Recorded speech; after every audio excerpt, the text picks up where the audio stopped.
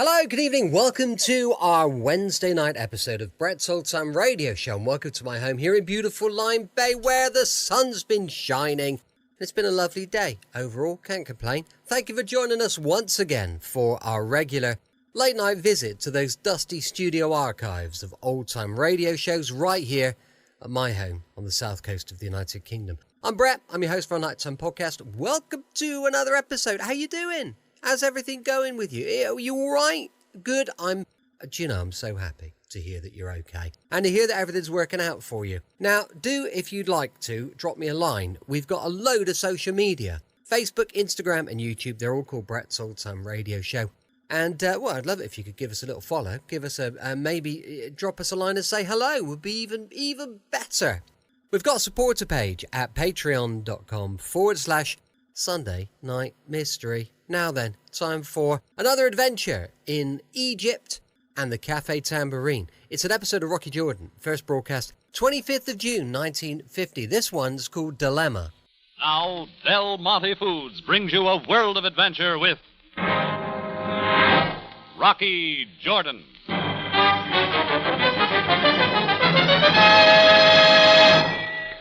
All right, you two, you're blocking the tambourine door. What do you want that's here?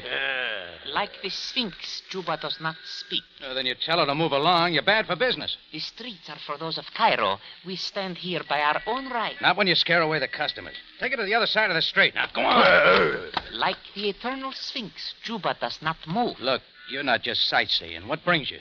What we come for, we will have. When we are ready and when the time is right. For the last time, get out of here before I use other ways. Put that knife back. It is for you to see. Like the falcon, Juba does not hesitate to kill.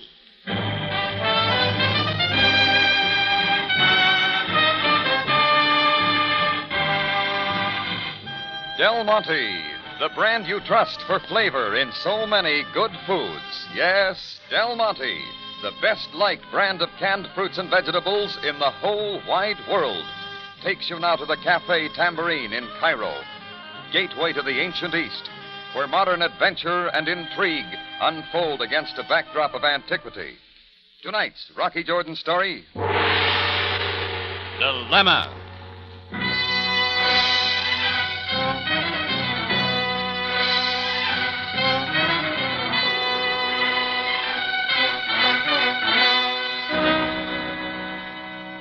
The night was shaping up bad for business and good for trouble, thanks to a couple of burly white-robed natives planted right outside my tambourine door, feet wide apart, arms folded, waiting.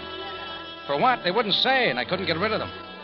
The nervous customers were soon gone, and no more came in. It was empty now, except for the blonde woman in a booth at the far side. American, well-dressed, mature, and attractive. With her was a little girl, 6 years or so, dark-haired and dark-eyed. They'd finished their meal long ago, and when they kept staying on, I decided to drop over. Everything all right here, lady? Oh, yes, thank you. Quite all right. Hello, my name's Mina.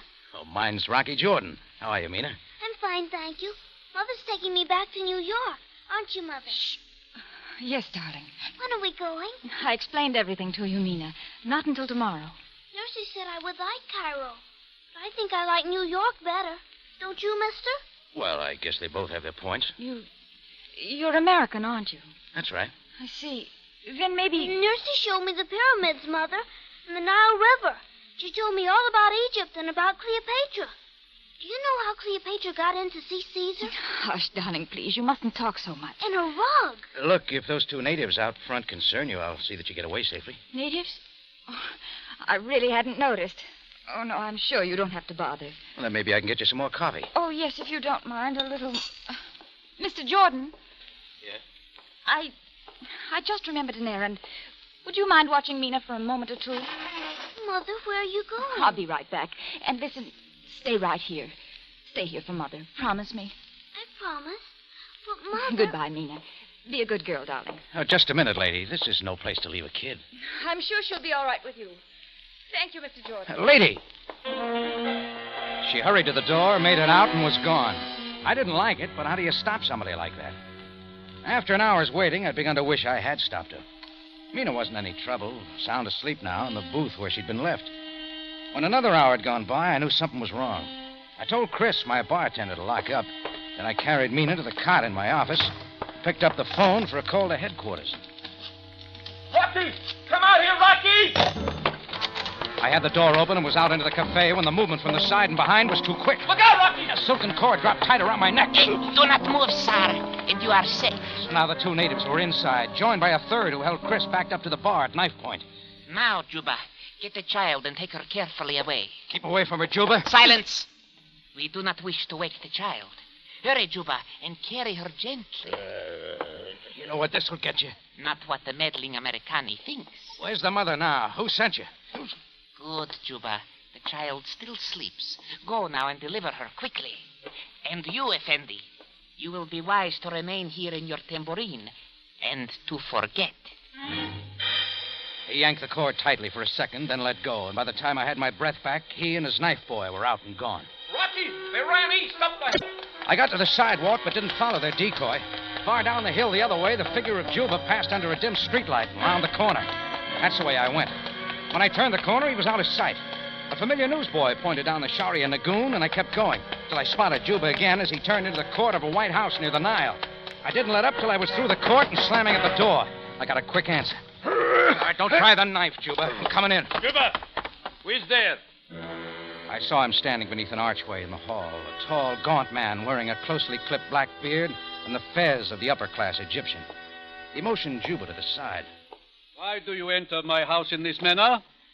Who are you? Rocky Jordan, Cafe Tambourine. That answer everything? So it is you, Mr. Jordan. Now look, whoever you are. I am Sakara Bay. All right, Sakara Bay. A little girl was just grabbed from my cafe. By your orders, Juba was seen bringing her here. And of what possible interest is this affair to you? The mother entrusted Mina to my care. If that isn't enough, kidnapping is. Kidnapping, Mr. Jordan. I believe that you know quite differently. Where's the girl? I'm taking her back to the cafe. Enter no further into this house. Sakara Bay, Yes, Deborah. What is it? I come to tell you that the child is well. She sleeps on her bed. Do not leave her again. We will talk of this when El Hedron comes. Now return to the child. As you command. I think we'll all go. Sugar, hold him. Mr. Jordan, for the sake of the child, I have used every means of keeping this affair quiet. Well, explain it then, Sakara Bay. I see no reason to explain anything to you. Yeah, we'll see what the police have to say. I suggest, then, that you go to the police, and at once. Juba, show him out.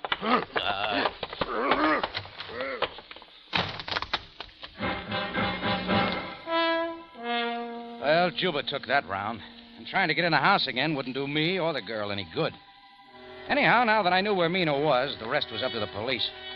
I decided to stop by the Tambourine with the one hope that her mother might have come back. Chris was still there waiting, and I got my surprise. Mr. Jordan. Mr. Jordan. Where have you been? Oh, that doesn't matter. Please tell me about Mina. Chris told you what happened here? Yes, he told me everything. Where is she, Mr. Jordan? At the home of somebody named Sakara Bay. I wasn't fast enough to stop it. Oh, so I've failed. So I've utterly failed. Well, what do you mean? You realize I don't even know your name. Oh, it's Clara Najin. Now, explain it, will you, Clara? I can't tell you. I shouldn't have left her here. I know that now. It was only that you seemed like someone who might help. Well, I'm sorry. Maybe I could have done better. Oh, no. I'm the one to be sorry. And I'm very grateful. I'll go now. I'm going with you, Clara. We're taking this to the police. Oh, Mr. Jordan, no. No, we can't do that. Well, they'll get Mina for you. It's the only way.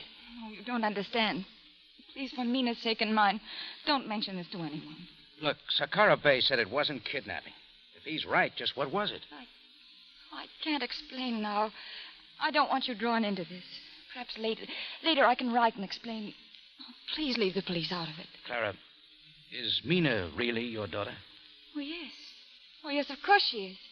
Why would I come clear to Cairo to get her if she wasn't? I wouldn't know. A mother has a right to fight for a child. Any way that she can. Goodbye, Mr. Jordan. She was gone, and it didn't make sense. But I couldn't do any more, not till I knew the reason why. I sent Chris home, locked up, and went on to bed. But it was all bad dreams, with a sleepy little brown-eyed girl caught up in something nobody'd explain. It was almost daylight when the phone opened up. Yeah, hello. Captain Sabaya speaking, Jordan. Oh, Sam, where are you? I'm at headquarters. Jordan, is it true that you were at the home of Sakara Bay earlier tonight? I was. Who told you? And it is also true that you threatened him there? Have your pad ready, Sam. I'll tell you everything. A woman named Clara Najim left her child at my cafe. While she was gone, a bunch of natives grabbed the kid. I followed to Sakara Bay's house. There you have it. And why did you not inform me of this sooner? Her mother didn't want it. Don't ask me why. I don't know. Where is Mrs. Najim now? I don't know, Sam. She wouldn't tell me anything. That is not surprising. Jordan, I think it best that you come to headquarters at once. Why? You've got it all. Perhaps there's more to it that you do not know, Jordan. Sakara Bay lies in his house shot dead, and the child is gone.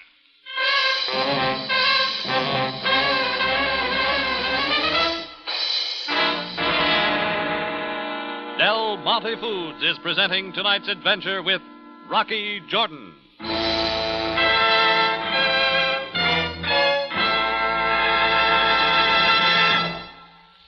Ask me to name the vegetable most likely to succeed with the men, and I'll say it's sweet, tender, buttery-tasting corn. And I'm sure every woman who has ever served Del Monte golden whole kernel corn will second that nomination, too. No doubt about that, Larry. You really can tell the difference between brands of corn. And Del Monte is the sweetest and tenderest we've ever run across. Everyone should make that comparison and see what happens when corn is specially raised for higher natural sugar content, the way Del Monte corn is. Talk about your country cream sweetness.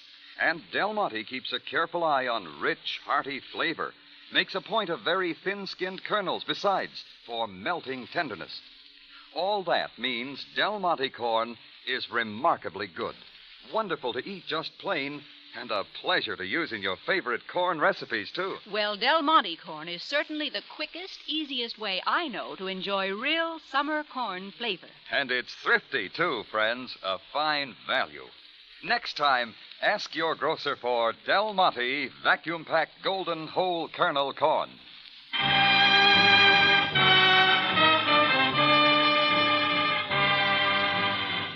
Now we take you back to Cairo and tonight's Rocky Jordan story, Dilemma.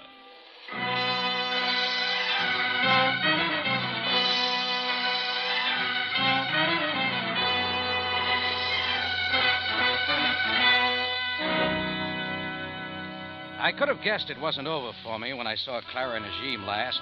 And now I had some more to mull over as I drove to headquarters at Sam Sabaya's orders. Sakara Bay murdered, and the child that Clara had said she'd fight for, gone. Well, Sam was waiting for me in his office, and we went all over it again. Now, Jordan, when Mrs. Najim finally returned to your cafe, what did she tell you then? Only that she wanted the police left out of it. Very well. But it stands to reason that when she is found, the child will be with her. Hey, look, you're not saying Clara did the killing. Can you suggest anyone else who might want the child, Jordan? Tell me something, Sam. What's this all about? Will you come in, please? Jordan, this is El Hedron, an attorney of Cairo. A pleasure, Mr. Jordan. Hi, El Hedron. Kindly tell Mr. Jordan the background of this case. I must go now to personally direct the search. Well, El Hedron, how does it go? You do not already know, Mr. Jordan? No. Very well. Some years ago, a citizen of Egypt, Ahmed Najim, went to the United States in the diplomatic service. While there, he met and married a beautiful, wealthy woman of your country. Now, Mrs. Clara Najim. Well, that explains the dark-eyed girl. Mina is Clara's daughter, then. She is. All went well with the union until a few months ago, when evidence came to Mr. Najim's attention that his wife had been unfaithful. That is a serious thing for one of our people. Well, where isn't it? Go on. So, a few weeks ago, the marriage broke up, and then began the fight over their child, Mina. Mr. Najim was convinced by the evidence that Clara was no fit mother for the child, but she denied the testimony and demanded custody of the child. And it looked as though she was going to get it. Najim was sure about his wife? The testimony was beyond question. So in face of a court injunction forbidding him to touch the child, he spirited Mina out of Egypt and into Egypt out of America, placing her now in the custody of his uncle, Sakara Bay. And then Clara came to get her daughter. Yes. Somehow she got the girl from Sakara Bay's house. But he learned soon enough, and his servants trailed her to your cafe. He should have left it to the police. Now, wait a minute. Hold it, El Hedron. Hasn't Clara a perfect right to her own child? Not so, Mr. Jordan. Technically, the child is a citizen of both countries, born in America, but the daughter of an Egyptian citizen. While in Egypt, she is under the protection of our law. Ah, so that's it. It is a most delicate problem for the diplomatic officers of both countries. Truly a dilemma. How would you solve it, Mr. Jordan? I wouldn't know. So you see, if kidnapping is involved, only the mother is guilty of taking her own child. Where's the father now? He returned to his work in New York and was immediately arrested for his violation of your law. You're sure he's there now? Certainly. So Clara Najim has taken the last recourse, murder. She is stupid to think that she can get the child out of Egypt now. Just how do you fit in, El Hedron? I represent Mr. Najim as attorney in behalf of his daughter. Now, is there anything you wish to tell me? Just what do you mean by that? It is only that you are American, like Mrs. Najim. Captain Sabaya agrees that such a situation might offer temptations. Well, he's wrong. I don't know anything more. Then let me advise you to free yourself now, before you become too deeply involved. Well, that was a new one. A strange diplomatic tangle, and now murder, with an innocent child squarely in the middle. I left headquarters thinking about El Hedron's story. I found myself wandering back to Saqqara Bay's White House by the Nile. I watched from across the street as the mourners went in, till I noticed a figure moving from the side of the house. The child's nurse, Deborah, who turned quickly onto a narrow side street, keeping close to the walls. I decided on a word with her and caught up with her a block further on. Deborah, wait a minute. Who called? Oh, your Fendi. Jordan, please, I must go. I want you to tell me what went on in that house last night. Captain Sabaya can tell you. I want it from you. Just what happened. I was with a child, Mina, at Saqqara Bay's command. Late in the night, I was awakened by a shot. I ran to Saqqara Bay's study. He was on the floor, dying. Did you see anybody there? Clara Najim, maybe? Someone was leaving. I was afraid and did not follow. Did you see her? No, I knew it was best to return to the child. What then? When I got back to the room, Mina was gone. I do not know how or where. Now, something else, Deborah. What are you running from? I only wish to leave the house of death. Please, Effendi, I want nothing of murder. Deborah, get back. I shoved her to the wall. The bullet ricocheted and sandstone sprayed into my eyes. I couldn't see a thing. All I could hear were Deborah's running footsteps.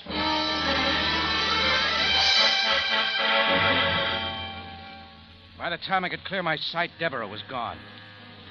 Whether the shot had been for her or me, I wasn't sure, but I knew one thing. I'd been way too close to the answer. And if I wanted that close again, I'd have to find Clara Najim. I remembered her promise to Mina that they'd leave for New York that morning. By air, probably. So I made it to the airport in time for the New York plane scheduled to leave at 9:30, but Clara didn't show up. On a hunch, I tried the Central Cairo Railroad station, just in time to see a woman, heavily veiled, stop at the ticket window. And as she hurried to the departure gate, I was there waiting. Clara. What? Mr. Jordan. Look, I've got to talk to you. Oh, I'm sorry. The train's about to leave. Listen, I know everything about your daughter and why you came after her. The police are looking for you, Clara. I know that. To keep me from my own child. Well, I'm going away. What else can I do now? Wait a minute. Where have you been all this time? Not where anyone could find me. When I got to the airport, I saw the police waiting, so I came here. If I can get to Alexandria, perhaps... What about Mina? Where is she? Where you said she was. Was Saqqara Bay. Oh, not anymore, Clara. You trying to tell me you don't know what's happened? Happened? What, Mr. Jordan? Saqqara Bay's dead. Murdered. Oh. And Mina's disappeared. Oh, no. You're sure you don't know where she is? Oh, of course I don't. How could I? And you weren't at Saqqara Bay's house after you left the tambourine? Oh, no. Oh, no, Rocky, please, what does it mean? I've got to know one thing, Clara. How did you get Mina away from his house to begin with? If I tell you, will you promise to help? Oh, that's more like it. Come on, we'll talk in my car. A moment, Mrs. Najim. Sam, did you follow me here? I hardly needed to do that. Mrs. Najim, I must place you under arrest for taking your daughter illegally and on suspicion of murder. Captain, my child... Clara didn't do the killing, Sam. She doesn't even know what happened to me. I will take her statement, Jordan. Do not try to interfere. Now, Mrs. Najim, come with me.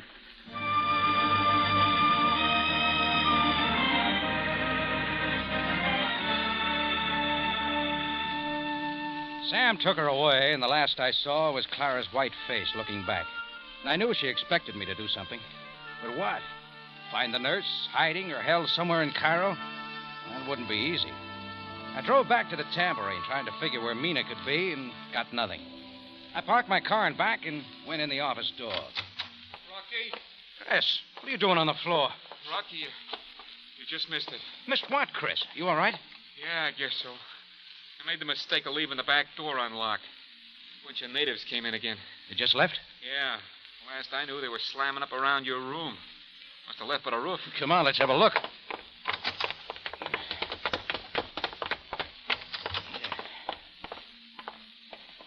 Yeah, that's what they did. The roof window's wide open. Yeah, they didn't miss a trick, did they? Even rolled up the rug. I wonder what they found in there. Hey, wait a minute. Help me unroll that rug. Hey, but Rocky, what...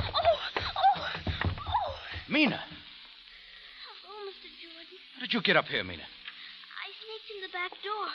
But when I heard those men coming, I ran upstairs and rolled up in the rug, just like Cleopatra. Oh, yeah, you were going to tell me all about her. Nursey told me. Did you know that Cleopatra hid in a rug once when she wanted to get in to see Caesar? She was up here all the time, Rocky. You're a brave girl, Mina. Now tell me, weren't you at Sakara Bay's house? Yes. A loud noise woke me up last night. Nursey wasn't there, and I was scared. So I put on my dress and sneaked out the window. Mother told me to wait for her here. Oh, sure she did. But where have you been all this time? Well, I guess I got kind of lost. But then somebody showed me where the Cafe Tambourine was. Mina, how long has Deborah been your nurse? Always, I guess. She came back to Egypt with Daddy and me. Did she like your mother? Well, not very much. But when Mother came to get me... Go on, Mina. Deborah helped your mother get you out of Sakara Bay's house that first time, didn't she? Why? I'm not supposed to tell. Oh, but it's all right now. Did your mother give Deborah something? Yes. Oh, where is Mother? Isn't she coming back? I think maybe she is, Mina. Very soon. Get her something to eat, huh, Chris? Then have her sleep. Sure, Rock. Are you going out again? Yeah. And for the first time, I know where. I made sure the back door was locked this time and then spun my car out onto the Cairo streets. Things had suddenly started dropping into place. A lot of things. If I was right, it wouldn't be long till I had all the answers and the killer of Sakara Bay.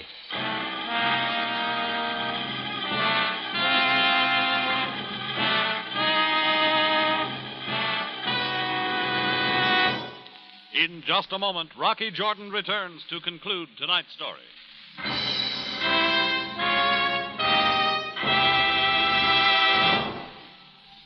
Now, here is Larry Thor. Ladies, I wish you'd set the date right now. I wish you'd make tomorrow the day you're going to try that wonderful style of Del Monte pineapple called Del Monte Pineapple Chunks.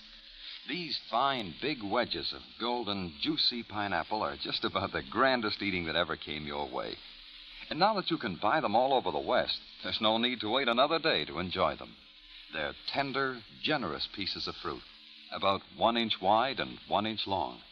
They're cut from double thick slices of magnificent pineapple, the closest thing you've ever had to eating pineapple right on the plantation, or I miss my guess.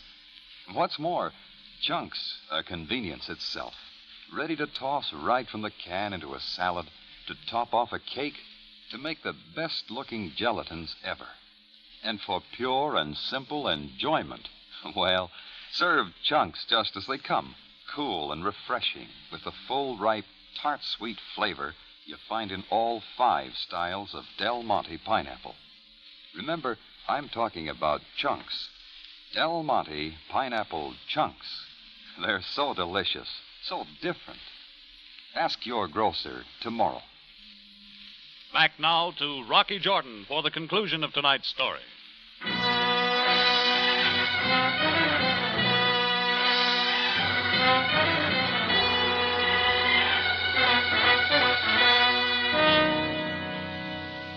Well, Clara Najim could wait a little longer for news that her daughter was safe and well at my cafe.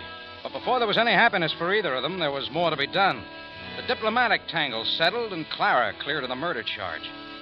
It took some hunting, but I finally wound up in the outskirts of town in the front room of the home of El Hedron, Cairo attorney. Mr. Jordan, I know Mrs. Najim has been arrested, but there's nothing you can do about it now. Oh, but I had a long talk with Clara at the railroad station. Well? She wants me to tell you she's willing to pay again. Anything you ask. Pay again? Yeah. It can still work out. It was Deborah, the nurse, who testified about Clara's unfaithfulness to her husband, wasn't it? Pack of lies, only to get Ahmed Najim to bring the girl back to Egypt. Was that on your counsel?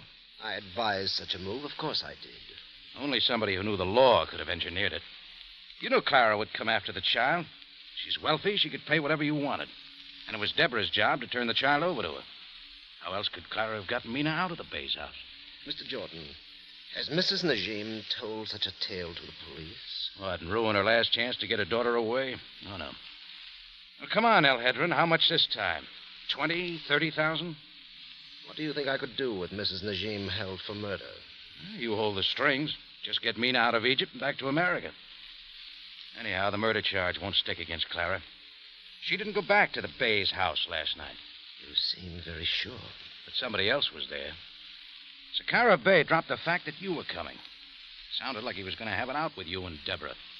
He must have had an idea of what was going on. Maybe Deborah said too much, huh? Mr. Jordan. So you had to kill him. And when Deborah got frantic and tried to run out, you tried for her, too. She said she didn't want any part of murder. My friend, I don't think you know anything. I don't think you ever will. By the way, where is Deborah? I suppose we have a look. I advise you, sir.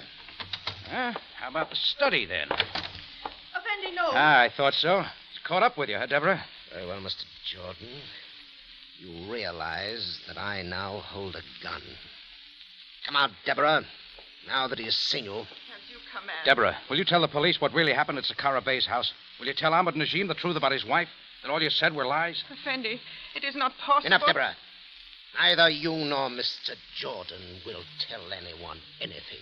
I was faced with El Hedron's gun again, and this time I knew he wouldn't miss. He raised it and took careful aim.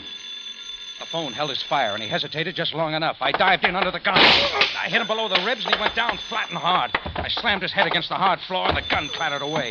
He didn't have any use for it now, but I did. Yes, hello. Captain Sabaya speaking. Who is this? It's Rocky, Sam. Jordan, what are you doing there? I am calling for El Hedron. Well, just hold everything. You'll be right down.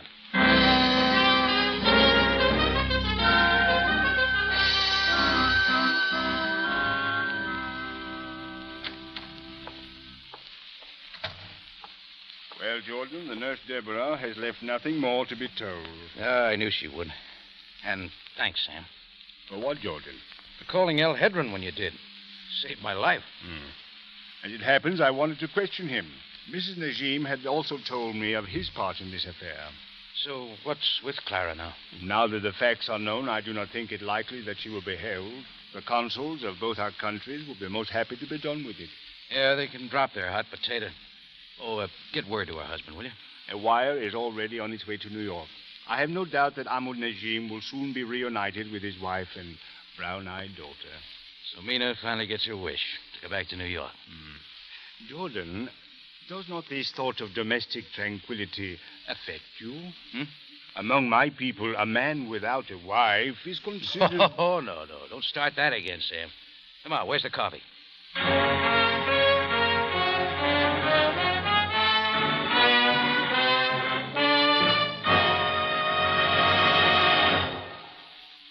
For superb flavor, for dependable quality always, enjoy Del Monte fruits and vegetables.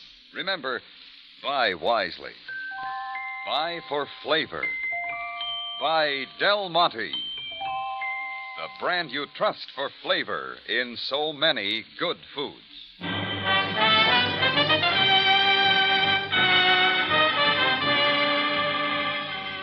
Rocky Jordan, written tonight by Gomer Cool and Larry Roman, stars Jack Moyles in the title role with Jay Novello as Sam Sabaya.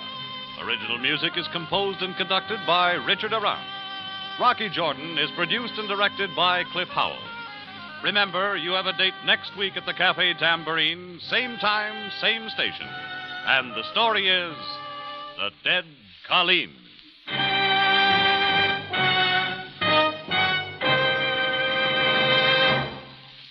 Tomorrow, why not make dessert easy, thrifty, and popular with everybody?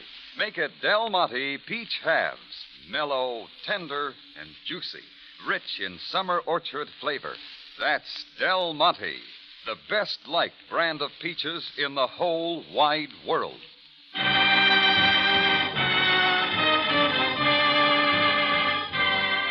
Bob Stevenson speaking. Rocky Jordan is presented over CBS, the Columbia Broadcasting System.